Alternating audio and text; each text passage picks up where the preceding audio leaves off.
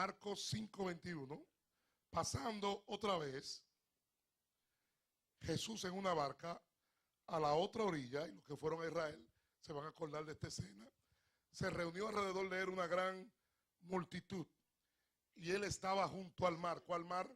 El mar que está frente a Capernaum.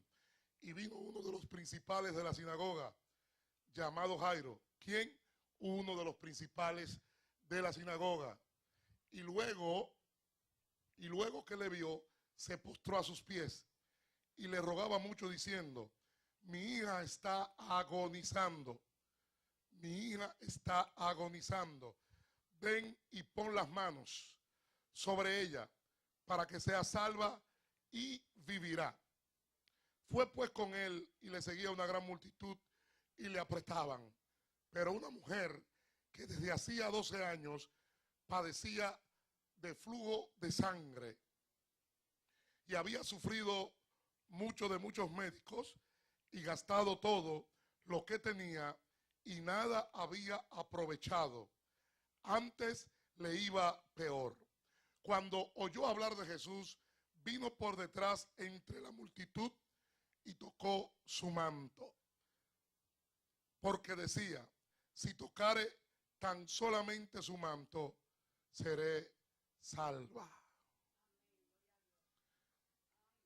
Y enseguida la fuente de su sangre se secó y sintió en el cuerpo que estaba sana de aquel azote. Luego Jesús, conociendo en sí mismo el poder que había salido de él, volviéndose a la multitud, dijo: ¿quién ha tocado mis vestidos? Sus discípulos le dijeron: ves que la multitud te aprieta y dices: ¿quién me ha tocado? Pero él miraba alrededor para ver quién había hecho esto. Entonces la mujer, temiendo y temblando, sabiendo lo que en ella había sido hecho, vino y se postró delante de Jesús. Y él le dijo toda la verdad. Y él le dijo: hija, tu fe. ¿Qué le dijo Jesús? Fíjese que Jesús no le dice mi poder.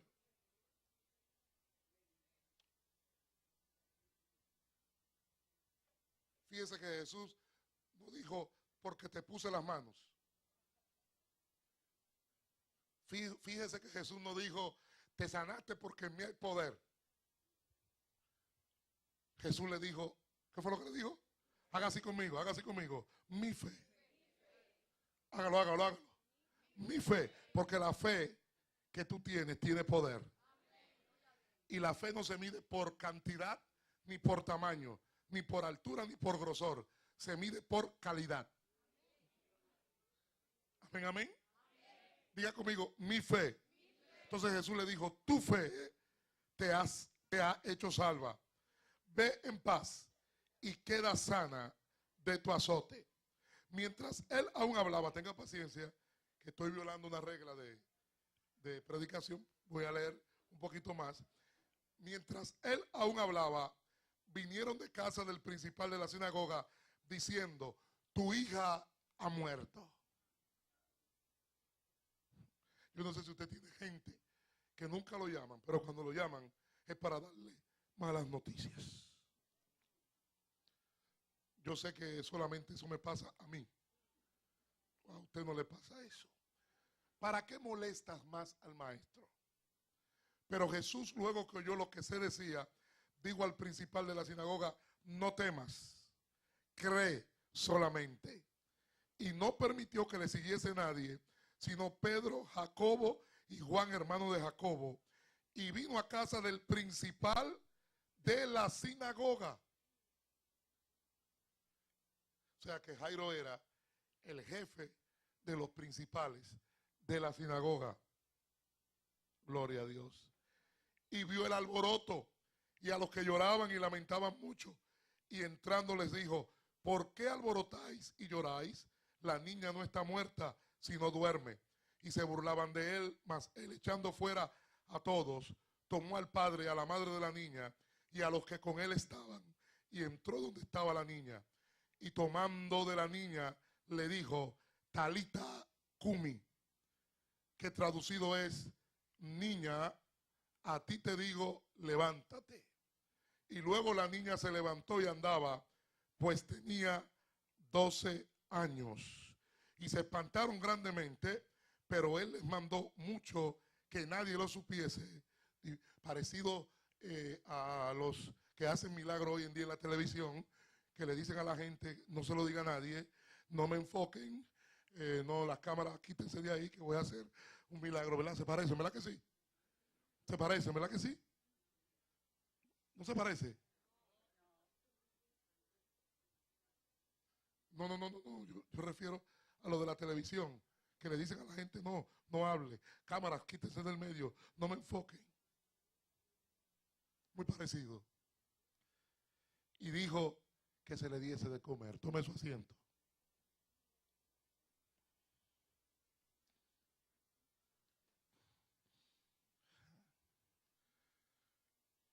Déjeme ver cómo yo puedo, en breves minutos, disertarle la palabra. ¿Cuántos quieren escuchar la palabra de Dios? Para mí es un honor, ¿verdad?, estar aquí. Como dijo el apóstol, yo me siento en confianza y bendigo a toda la iglesia, a toda la congregación. Amén. Así que vamos a lo que el Señor nos ha puesto en nuestro corazón. Gloria a Dios.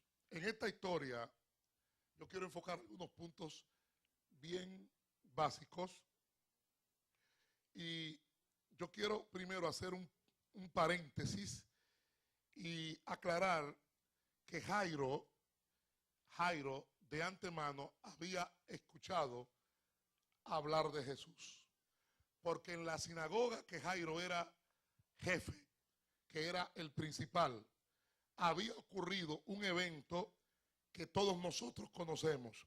Ustedes saben que Jesús nació en Belén de Judea, pero se crió, recuerden, Belén de Judea está en el sur, ¿verdad? En el sur, pero Jesús se cría en Nazaret, que está al norte. Nazaret está al norte, en Galilea. Y ustedes saben que sería llamado nazareno porque había de criarse allí. Pero Jesús sale un tiempo de aquel lugar y no está en Nazaret. Ahora, Jairo era el jefe, diga conmigo, el jefe de la sinagoga. Oiga, para ser jefe de la sinagoga había que estudiar. Para ser jefe de la sinagoga había que estudiar. ¿Estudiar qué? Conocer al dedillo la palabra de Dios. Recordemos algo, solamente para recordar. Cuando Moisés sube la primera vez a la montaña, Dios le da la ley escrita. Le da la ley escrita. Recuerden que Moisés subió un total de 12 veces a la montaña y a la número 13 se quedó en el Monte Nebo. Pero de las 12 veces, 4 veces fueron de 40 días y 40 noches. Usted se preguntará qué hacía Moisés 40 días y 40 noches allá en la montaña, que no es una montaña, es una cordillera de montañas que se llama el Monte Sinaí. Amén. Que lo vamos a ver ahora el año que viene, si el Señor así nos lo permite. Entonces, ¿qué ocurre? Que Dios le da a Moisés no solo la ley escrita, sino que le da la ley oral. La ley escrita había sido escrita con el dedo de Dios. El dedo de Dios. Dios no tiene dedo.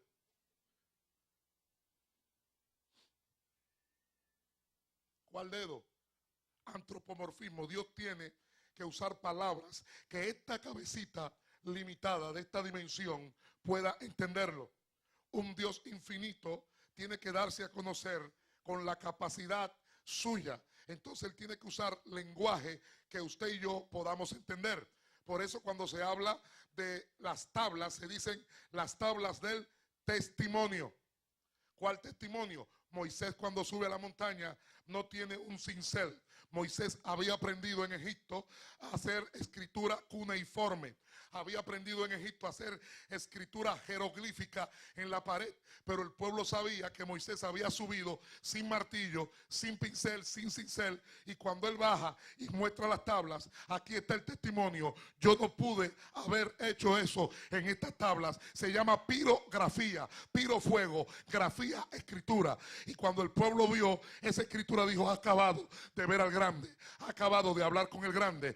Dios le da la ley escrita, pero esos 40 días, oye, tú no puedes pensar que Dios se toma 40 días para darle 10 mandamientos. Dios le estaba dando la ley oral. Cuando él bajaba, cada vez que bajaba, la escribía. Por eso hay dos Torah, una escrita y otra oral. A la escrita se le llama la ley, sin más nada. Pero a la oral se le llama la ley de Moisés. ¿Estamos aquí? Ahora estoy predicando, estoy enseñando. No me prohíben enseñar, ¿verdad que no? Porque a veces leemos la Biblia, la ley de Moisés, la ley es lo mismo, no es lo mismo. La ley, sin más nada, es la que Dios le dio escrita. Pero cuando dice la ley de Moisés, está hablando de la que Dios le habló y él después la escribió. Pero luego los rabinos la tergiversaron y le agregaron 613 misbot, que son 613 mandamientos. O sea, el jefe de la sinagoga tenía que conocer desde Génesis hasta Malaquías. ¿Qué pasa? En la sinagoga, en ese tiempo de Jesús, había una silla grande en el medio y habían a los lados de 4 a 7 sillas. Lo repito, en la sinagoga, en el tiempo de Jesús, había una silla grande en el medio y de 5 a 7 sillas a los lados. Porque ellos decían: cuando venga el Mesías se va a sentar ahí. No confundan esto con la escena de la Pascua con la silla de Elías. Hello, ¿me están entendiendo? ¿Estamos aquí? Entonces, ¿qué ocurre? Jesús decide regresar a donde él se crió. Porque uno no es de donde uno nace.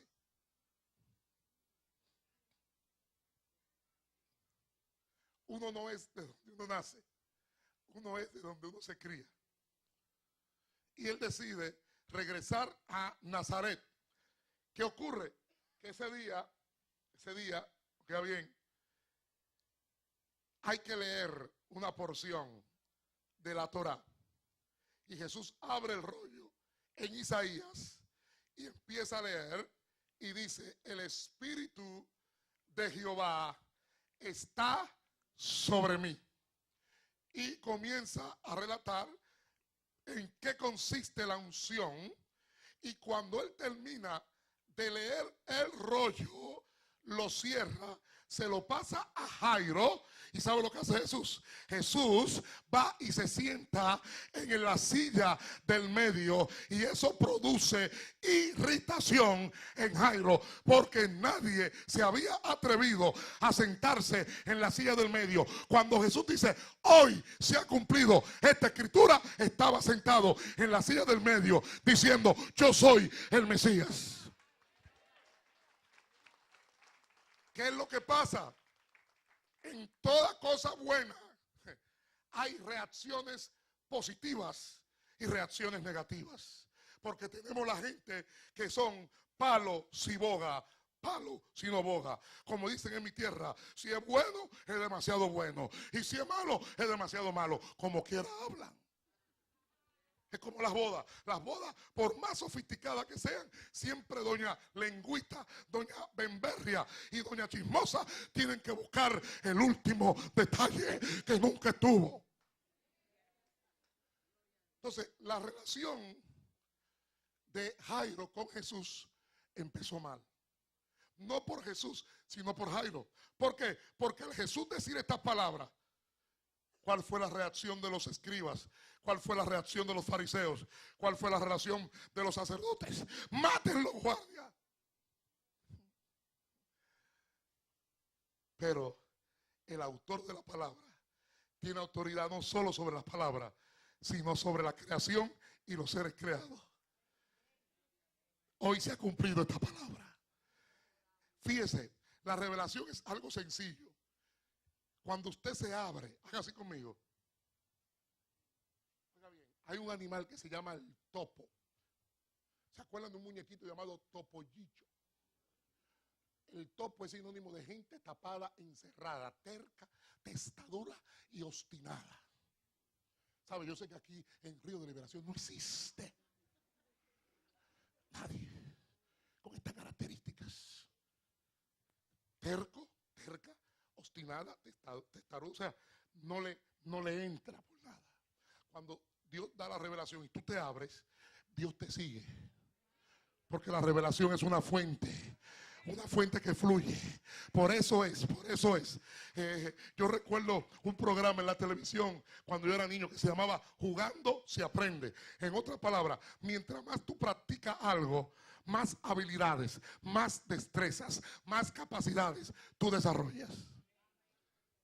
¿Cuántos levantan su mano y alaban al Señor? Ok, entonces ¿qué pasa? El Sanedrín está furioso. Los sacerdotes están furiosos. Jairo, que era el jefe de la sinagoga de Capernaum, está enojado. Porque el espíritu religioso se enoja cuando hay revelación, cuando hay iluminación y cuando trae Dios una innovación. Aquí nunca se ha hecho así. Yo tengo 80 años en este camino. Yo nunca había oído eso. Tú no los habías oído, pero Dios no es culpable de que tú no lo hayas escuchado. No, déjeme repetirlo. Tú no lo habías oído, pero Dios no es culpable de que tú no lo hayas escuchado o no lo hayas aprendido. ¿Dicen amén? Ahora, la gente tenía dos opiniones. Es igual que cuando Jesús va al estanque de Siloé. ¿Se acuerdan lo que pasó allí? ¿Se acuerdan lo que pasó en el estanque de Siloé? Levanten la mano los que saben lo que pasó en el estanque de Siloé. Allí estuvimos. Usted sabe que en el estanque de Siloé, en ese momento, en una ocasión, se estaba celebrando la fiesta de los tabernáculos. La fiesta de los tabernáculos. Siloé viene del hebreo Shaliat, que significan aguas apostólicas principales. Y Jesús está allí y están celebrando, oiga bien, cerca del estanque de Siloé, lo que era la fiesta de los tabernáculos. Recuerden algo, todos los años había que hacer el degolle o la matanza de un cordero, oiga, perfecto, en el lugar santísimo, y el pueblo esperaba afuera a ver si el cordero sacrificado Dios lo había aceptado. Pero antes de que el sacerdote pudiera sacrificar el cordero, la Biblia dice que el sacerdote principal tenía que examinarlo. Y cuando lo examinaba, si no encontraba defecto, lo ofrecía.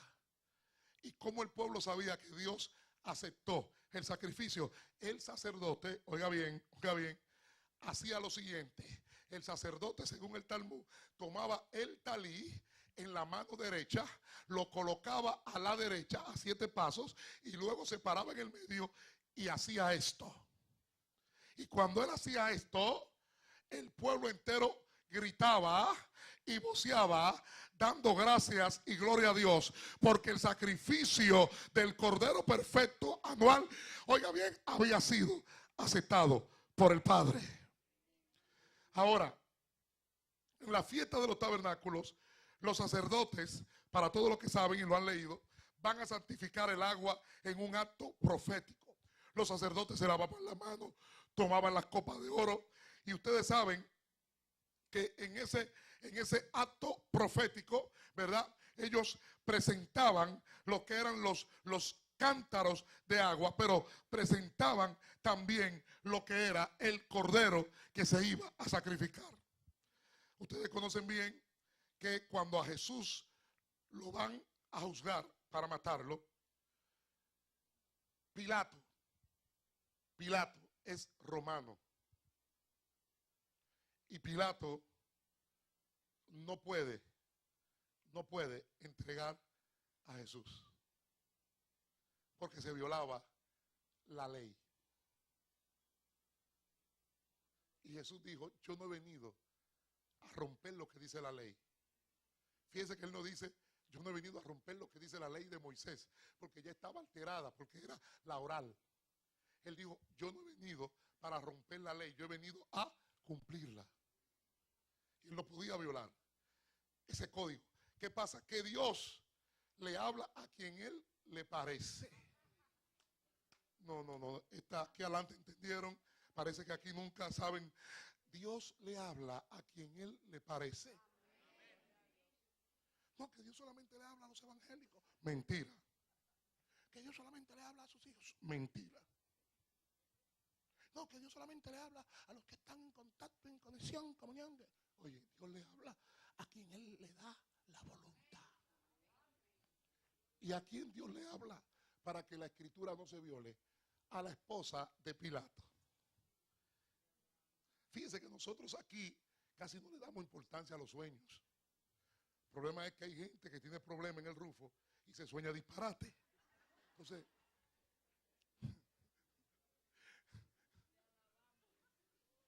pastora, cuando sea el tiempo usted me avisa que yo paro de una vez. Pero la esposa de Pilato, Dios, a través de un ángel, se le mete en el sueño de la noche. Y ella se levanta turbada y le dice, mira, no tengas nada que ver con ese hombre. ¿Por qué? Porque los romanos, por la ley, no podían matar a Jesús. Y Pilato, oiga bien, hace lo mismo que hacen los sacerdotes en la fiesta de los tabernáculos. Ya lo dijeron por ahí. Pilato no estaba haciendo nada nuevo. Lea el libro de Levítico, lea el libro de Deuteronomio. El sacerdote, oiga bien, que de turno se lavaba las manos. Pero usted dirá, pero Pilato no era sacerdote, pero era un jefe. Porque lo que se estaba buscando era la autoridad. Él se lava las manos.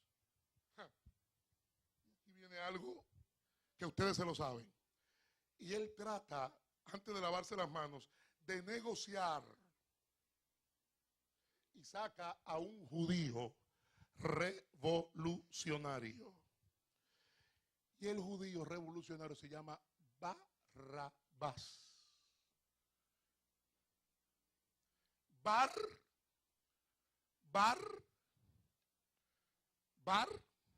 No. Bar, ¿qué es? ¿Bar qué es? En hebreo. Estamos en una sinagoga. Bar Timeo, hijo de Timeo. Bar Jesús, hijo de Jesús. Todo lo bar es hijo de. Bar y Ben, hijo de. No se le va a olvidar nunca. Levanta la mano que no se te, no se te va a olvidar. Barrabás. Bar, hijo, Abba, del Padre.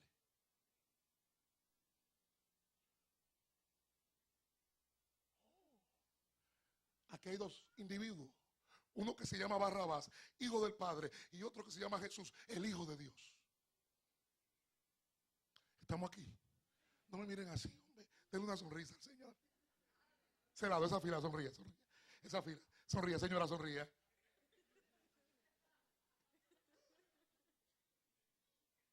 mí me gusta que me sonríen.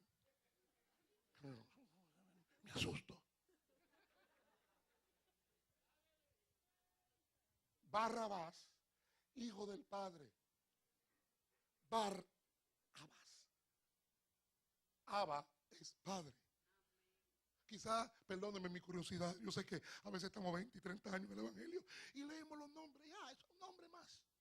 Pero hoy tú sabes que Barrabás significa hijo del Padre. Pastor, ¿y por qué tú lo enfatizas? Porque ahí hay un acto profético. El Hijo de Dios contra el Hijo del Padre. Ay, Dios mío. O sea, no era una casualidad que se llamara Barrabás. Entonces, ¿qué pasa? Poncio Pilato hizo su trabajo, ¿verdad? Como si fuera un sacerdote y se lava las manos. Ahora, ahí el pañuelo blanco, Paulino. Sencillo. La Biblia nos enseña que uno de los principales jefes, entre los jefes, José de Arimatea, pide el cuerpo de Jesús. ¿Y qué usó para bajarlo? ¿Y qué usó para envolverlo? Oiga, se dice que era de lino finísimo porque José de Arimatea era multimillonario, porque era el que controlaba la distribución del agua en esa región. Y tenía negocios con Nicodemo. Lo bajó en lienzos blancos y lo envolvió en un manto blanco. Levante la mano y dígale al que está a su lado: en Dios no hay casualidades. Un aplauso al Señor.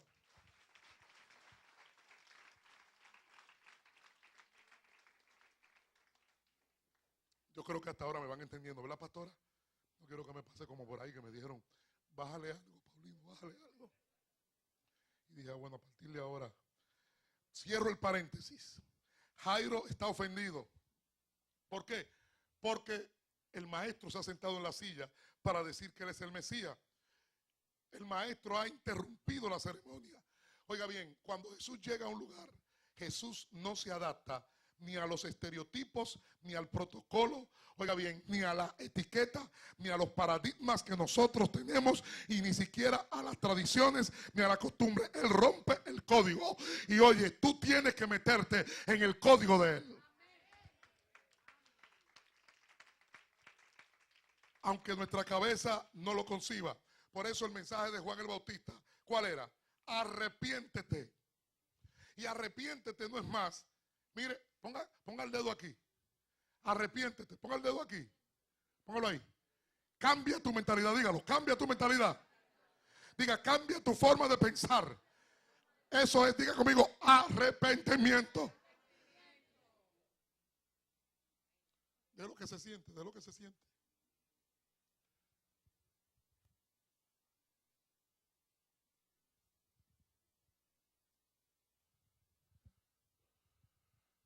Muchas veces Dios tiene que llevarte al límite. Muchas veces Dios tiene que llevarte a tocar fondo. No me entendieron. A veces Dios tiene que, a los que somos ministros, apóstoles, profetas, pastores, maestros, evangelistas, misioneros, predicadores, profesores, maestros, Dios tiene que llevarlo al límite. ¿Y por qué? ¿Por qué, Paulino? Para que tengan que renunciar a toda su estructura religiosa. Jairo ha hecho todo lo que sabe. ¿Por qué? Porque él conocía la tradición judía, lo que hacían, lo que decía la ley, lo que hacían los rabinos. Y él hace todo lo que sabe. En mi país dicen, ha hecho hasta maroma. Maroma es gimnasia. You can't translate maroma. Maroma in my country is gimnasia. El salto mortal para atrás. O caminar con las manos, con los pies para arriba. Yo no sé cuántos se acuerdan de eso. Yo no sé cómo dicen en Colombia. Yo no sé cómo dicen en Centroamérica. Yo no sé cómo dicen en Ecuador. Yo no sé cómo dicen en Argentina. En mi país le dicen maroma. Y Jairo ha hecho maroma, gimnasia, para que la hija se sane. Pero la hija está moribunda. O sea, la hija está entrando en un estado de coma. ¿Y qué hizo Jairo? Jairo, que la niña se está muriendo. ¿Y qué hace Jairo? Jairo hizo lo que hacían todos los rabinos y muchos judíos. Se quitaban el talí y se lo ponían encima. Porque los judíos decían que en el talí había sanidad, que en el talí había poder, que en el talí había milagro. Pero Jairo nota que él ha hecho todo eso, pero el cielo no le responde.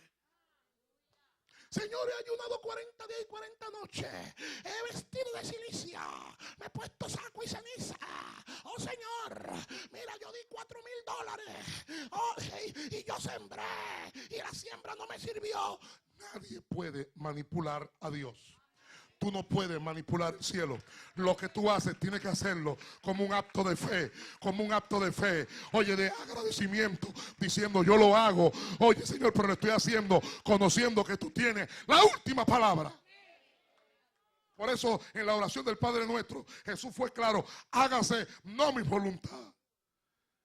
El problema es que a veces lo decimos de la boca para afuera. Hágase tu voluntad, pero tú sabes lo que yo quiero.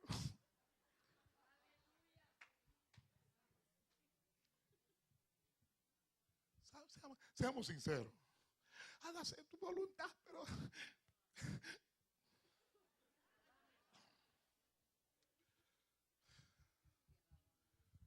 para un principal de la sinagoga, el talí tenía poder. Jairo ve a su niña muriéndose.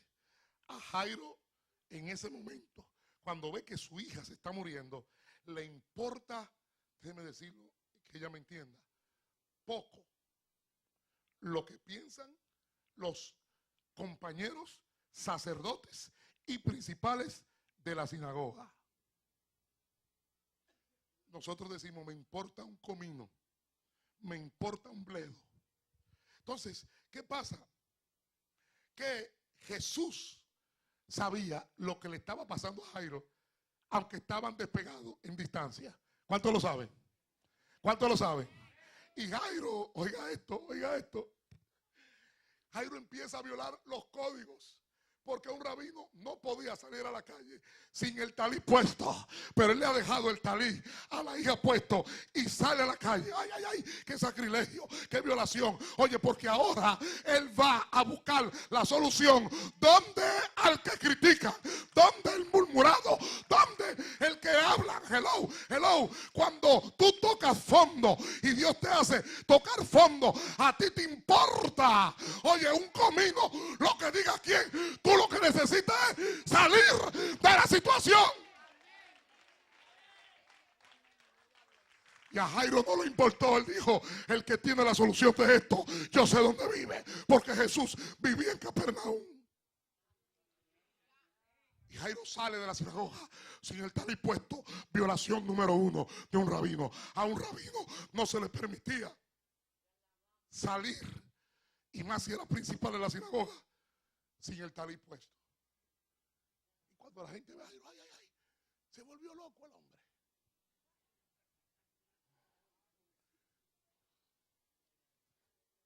Hay situaciones en la vida en que usted o se hace loco o lo hacen loco. Eso está en la Biblia. David, cuando se vio al borde de la muerte en Laquis, fingió que era un esquizofrénico bipolar. O te haces el loco o te vuelves loco. ¿Cuántos me están entendiendo? Y Jairo le toca la puerta a Jesús. Y Jesús sabe quién le está tocando la puerta. Y Jairo, imagino la escena, indicándole a Jesús: ven, tú tienes que hacer un milagro, yo quiero que tú vayas a la casa de mi hija. Indicándole a Jesús el camino donde él vivía. Dile al que está a tu lado: Jesús sabe dónde tú vives. Jesús sabe dónde tú vives. Jesús sabe dónde tú vives. Jesús sabe dónde tú vives. Saben que a veces nosotros queremos que Dios resuelva las cosas in my way. Y Dios tiene sus métodos. Dios tiene sus estructuras. A la forma de Él, no es la forma nuestra. Ahora, hay una escena. Jesús va caminando y Jairo le dice: Jesús, ¿pero por qué tú estás tan lento? ¿Qué es lo que pasa? Acelera el paso. Para colmo, de repente aparece una multitud. Y ahora la cosa se complica más. Porque si Jesús iba lento, ahora con la multitud iba más lento. Pero Jesús sabía que en el camino Él tenía que darle tiempo a una mujer que no caminaba como tú y yo caminamos, a una mujer, oye, que la menstruación que le da a las mujeres cada ciclo de 28 días, hello, estamos aquí, esta mujer no era mensual, esta mujer tenía 12 años, 12 por 12, 144 meses sangrando de continuo, y el sangrado no paraba. Imagínese usted que a veces le dicen, tiene anemia.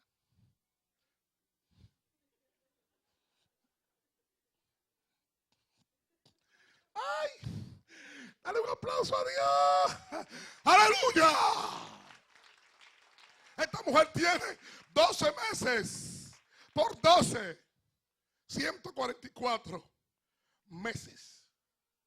Multiplícalo entonces por 360, que era el calendario judío. Todos esos meses ella está sangrando. La mujer está anémica. La mujer está enferma. Ya la mujer está casi sin vida. La mujer está en bancarrota. Dice la Biblia, usted lo leyó, que había gastado todo en los médicos y antes de sanarse le iba peor. La mujer no solamente está enferma por dentro, sino que también está enferma por fuera. Por eso los fariseos le llamaban inmunda. Todo el mundo sabía que ella era inmunda. Era casada, pero como era inmunda, su esposo la dejó. Tenía hijos, pero como era inmunda, sus hijos la dejaron. Tenía amigas, pero como era inmunda, conforme, oiga bien, a la ley de Moisés. Las amigas se fueron. Los más cercanos se olvidaron.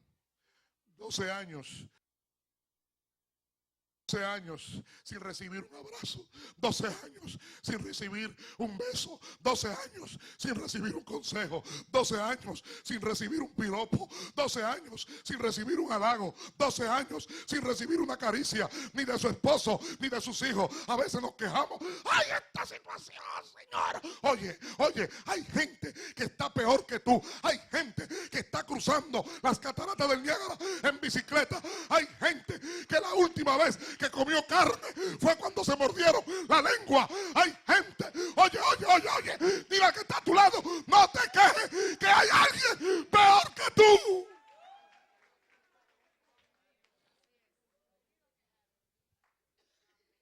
El apóstol dice, prohibido quejarse, tópale y dile, prohibido quejarse.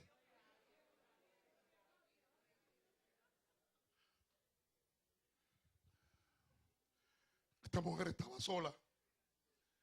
Se han hecho estudios con animales en un proceso de 5 a 10 años y ponen a unos aislados y a otros con compañeros y con familiares.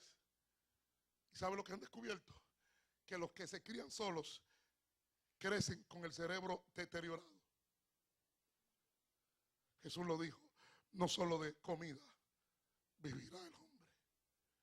Usted necesita cariño, afecto, amor, ternura, halagos, elogios. No solo de pan vivirá el hombre. Hay gente que tiene en comida todo, pero están enfermos por dentro. Están podridos por dentro. Están peor que Lázaro en los 4 días. Ya hieden por dentro. Se ven lindos por fuera, pero por dentro un desastre. El cuerpo cogió gusanos. Esta mujer, cuando escucha el ruido de la multitud, cuando escucha el ruido del tumulto, ella pregunta, ¿qué es ese ruido? Y yo me imagino que alguien tuvo que responderle, el maestro está pasando por aquí. Y hay algo que ocurre cuando Jesús pasa por un sitio o llega a un sitio. Diga conmigo, revelación.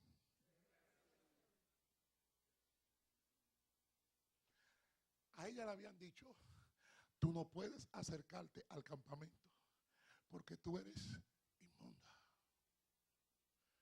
Y esta mujer está en shock. Porque ahora el cerebro de ella está por explotar. Porque el espíritu de ella está recibiendo en la mente. Está siendo afectada en espíritu, en alma y en cuerpo. Espérate. ¿Por qué yo estoy pensando esto?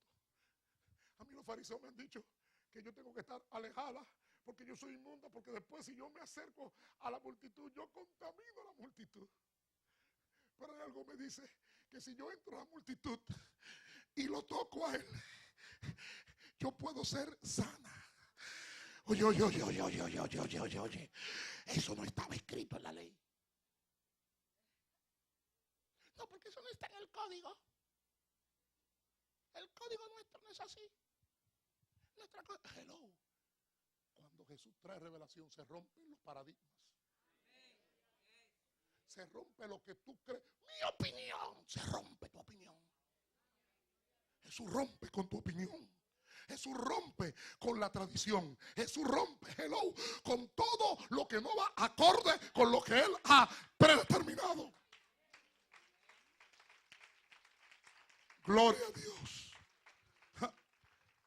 ¿Tengo tiempo todavía?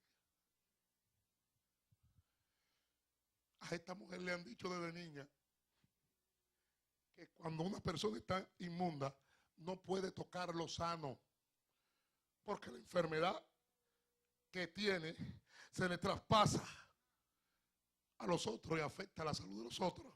A esta mujer le han dicho que con la inmundicia ella no puede tocar lo puro, porque la inmundicia que ella tiene contamina y afecta la pureza de los demás.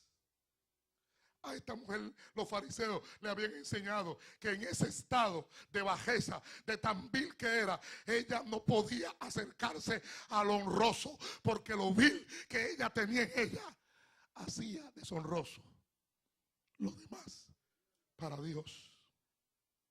A esta mujer le habían dicho que con este pecado ella no podía tocar lo santo, porque el pecado que había en ella contaminaba la santidad de los demás. Pero esta mujer tiene un dilema. ¿Qué me pasa, Señor? Porque yo quiero ir a tocar el borde. Fíjese, ni siquiera la parte gruesa, sino la punta.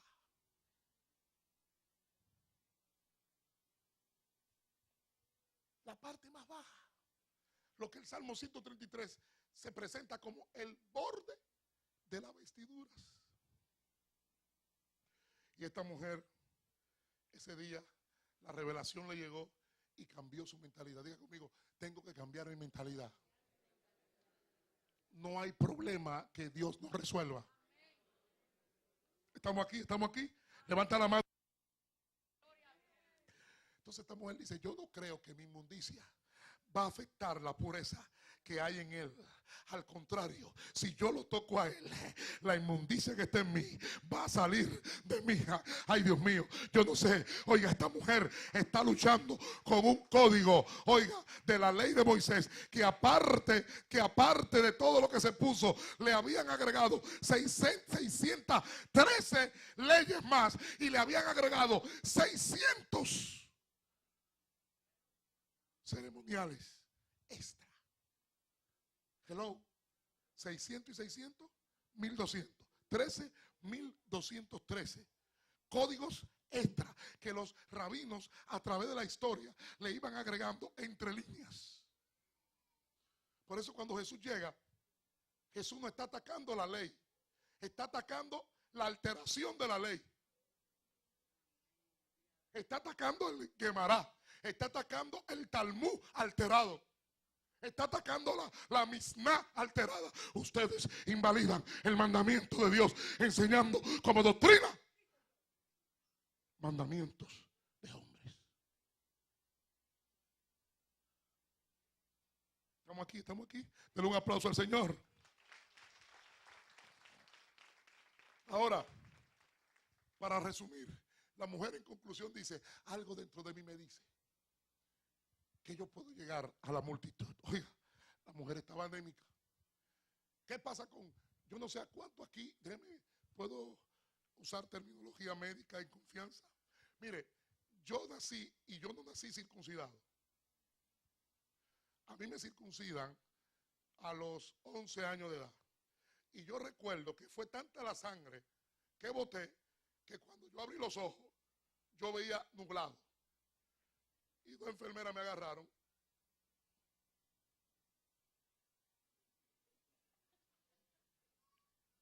No. Voy a usar mi ejemplo porque yo no sé aquí. A veces los hombres son tan orgullosos que les da vergüenza decir, levantar la mano y decir, a mí me circuncidaron. A mí me circuncidaron a los 11 años. Con la sangre que boté yo estaba mareado. Me sentaron en una silla por 4 horas a pasarme suero.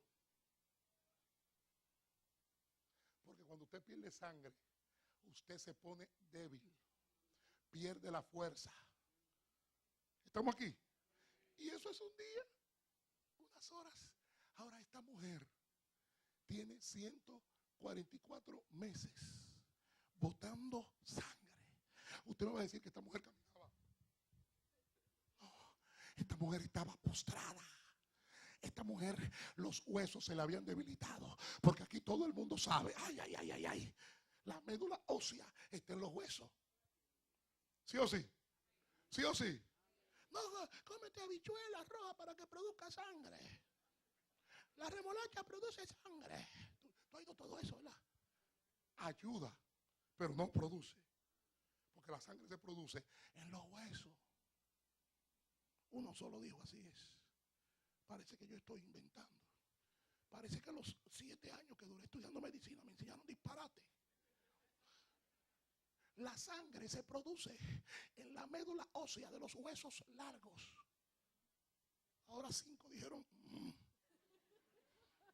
Pero viene un disparatoso y dice, ay, acaba de salir un hombre embarazado.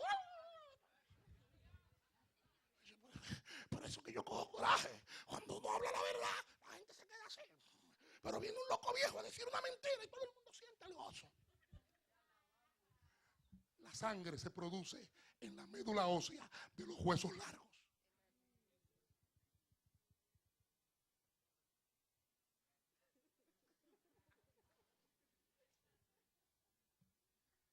Dígame. Amén.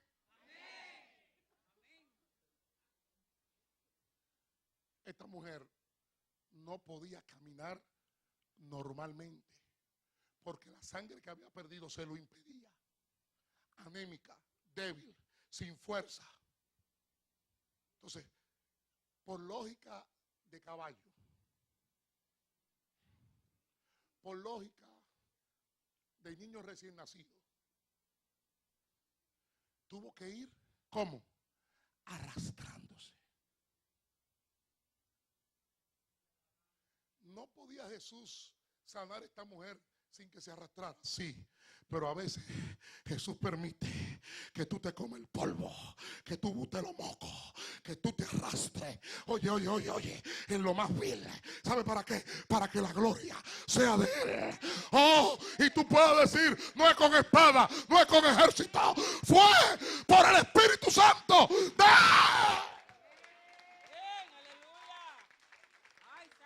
Siento la presencia de Dios. Dios permite que muchas veces tú tengas que tocar fondo. Tócate algo ahí. De allí iba a decir que te faltaba revelación. Suave. ¿Qué tiempo me queda? No quiero, seguro, no quiero problema con el apóstol. ¿Quieren irse ya? ¿Termino esto?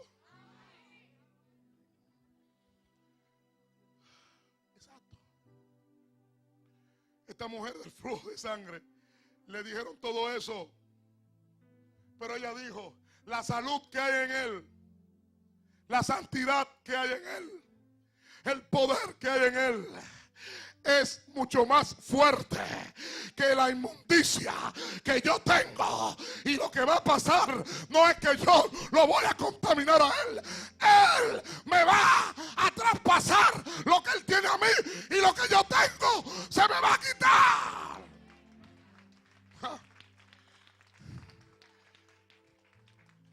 Es verdad, soy inmunda. Es verdad, estoy enferma. Es verdad, oye, que tengo que estar lejos de la gente.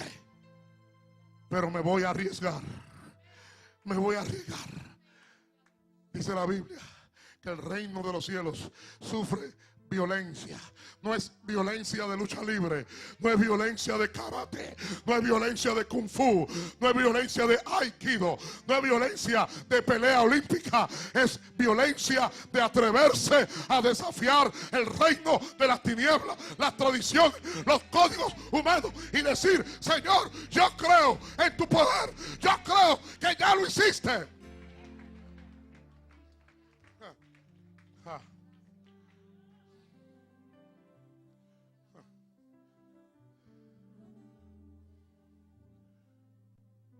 Ahora esta mujer viene y toca. ¿Sabía Jesús que lo habían tocado? ¿Sabía Jesús que una mujer lo había tocado? Sí. Pero a veces Jesús se hace el desentendido contigo. ¿Sabe para qué? Para ver tu reacción. Porque tu reacción me dice qué hay en tu corazón. No. Ay. Adán, ¿dónde estás tú? No sabía Dios dónde estaba Adán. Porque el problema no es lo que tú hiciste. El problema es lo que tú dices después de lo que hiciste. No me entendieron. No me entendieron.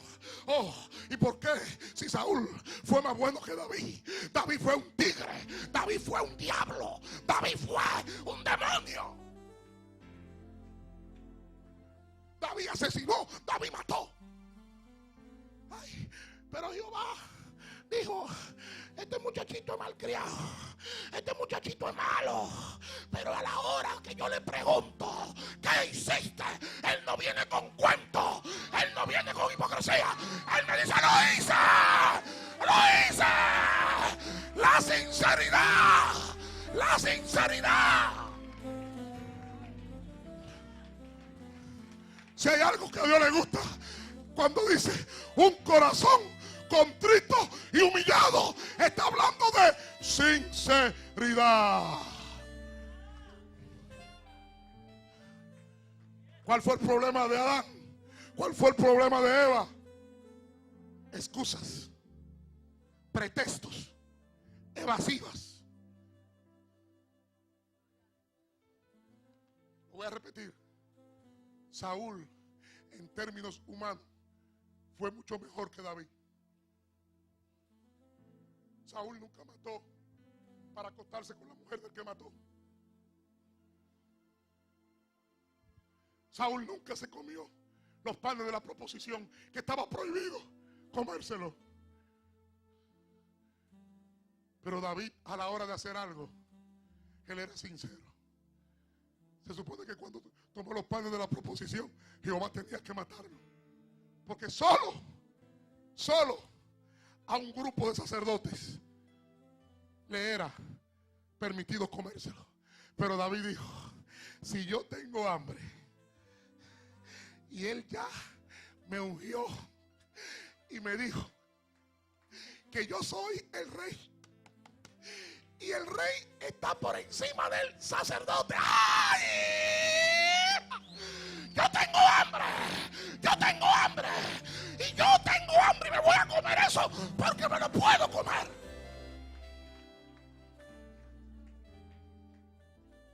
Sus razonamientos nunca estaban para justificar sus acciones, sino para corroborar lo que Dios había ya afirmado.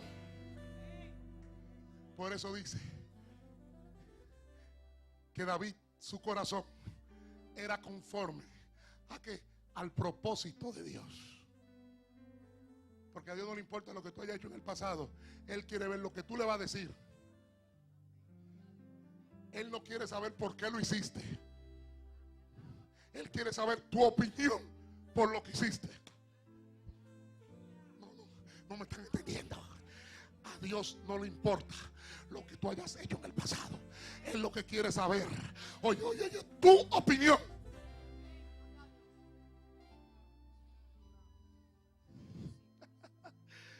¿Lo estás entendiendo? Ve a terminar ya. En 25 minutos.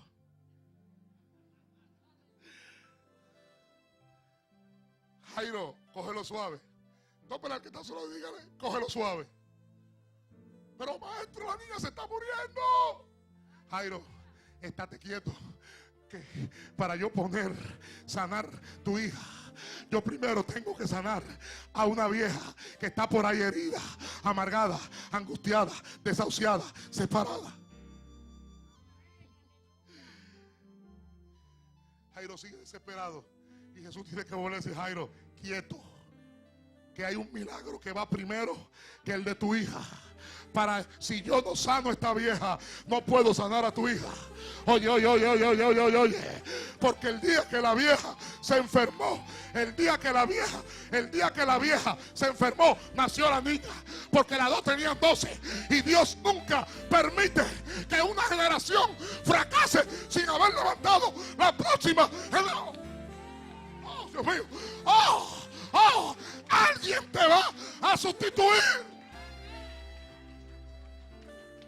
Dios no permite que muera una generación sin levantar la próxima, que trae más revelación, más poder, más unción, más carisma, más gracia. Pastora, ¿cuántos vieron ese video? No puede ir a una iglesia y establecer reglas, pero dejemos eso así. Le traen una mujer, oiga bien, para los que no lo saben, según la ley, cualquier sacerdote, maestro, rabino o doctor de la ley, y según la tradición, la ley oral de Moisés, cualquiera de ellos tenía el poder de juzgar a alguien y condenarlo. Pero aquí vienen y le traen a Jesús. Oiga, Señor, la hemos traído a ti para que tú la juzgues, pero le meten el candado. Pero la ley dice que hay que apedrearla. Oye, me la están trayendo para que yo la juzgue, pero inmediatamente hacen lo que hacen en ajedrez. ¿Cuántos saben ajedrez aquí? Jaque mate. O ¿cuántos saben dominó? Se trancó el juego, Capicúa 25. Entonces hay un problema. Pongan atención a esto. Si Jesús dice apedréenla, cumple con la ley, pero entonces no cumple con la justicia. Se estaba escribiendo Jeremías 17:13 en hebreo, que era el lenguaje del código sagrado. ¿Y qué dice en hebreo Jeremías 17:13? Los nombres de los culpables y de los que están escritos en el polvo. Que la santidad no se proclama, la santidad es un estilo de vida. Ay, yo no sé si me están entendiendo. Usted no tiene que decir yo soy santo. Eso no se dice, eso se hace, eso se practica, eso se camina, eso se... Hello. El que es santo no tiene que decirlo, se le ve, se le nota. Porque la santidad es un estilo de vida. No es una proclamación de fariseísmo, santurrón con santurronería, barata farisea. Y la pregunta que yo puse: yo amo a Israel, defiendo a Israel, pero ¿estás tú orando por los miembros integrantes de la nación siria? ¿Estás tú orando por los miembros integrantes del movimiento terrorista islámico ISIS? Y le tiré ahí la cita, Mateo 5.